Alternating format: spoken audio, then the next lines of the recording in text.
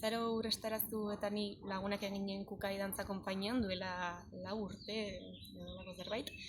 Eta ni Kukai utzi nuenean Izaro sartu zen nire ordezko bezala. Eta adin nahiko antzekoa daukagu, Kukaien gu gaztetxoenak ginen eta pina handia genuen.